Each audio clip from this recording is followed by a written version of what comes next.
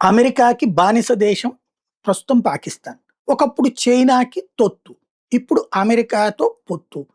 అదే సందర్భంలో ముస్లిం దేశం. కాబట్టి ఇరాన్‌తో ఉండే సాన్నిహిత్యం. ఈ కారణంగానే మళ్ళీ ఇస్లామాబాద్‌లో చర్చలు జరుపుతామని ట్రంప్ ప్రకటించుకొచ్చాడు. అది ఒక ఎత్తైతే అమెరికా, ఇరాన్ మధ్యన శాంతి చర్చలకు వేదికను సమకూర్చి ప్రపంచం ఎదుట తన గొప్పను ప్రకటించుకోవాలనుకున్న పాకిస్తాన్‌కి చేదు అనుభవం మిగిలింది. ఆ దేశాల మధ్య జరిగిన చర్చల సందర్భంగా హోటల్ బిల్లు బరువు ఆతిథ్య దేశాన్ని బెంబేలెత్తించిందంట.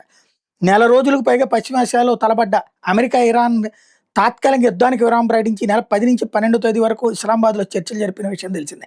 ఈ చర్చలకు అక్కడ సెరెనా హోటల్ ఆతిథ్యం ఇచ్చింది.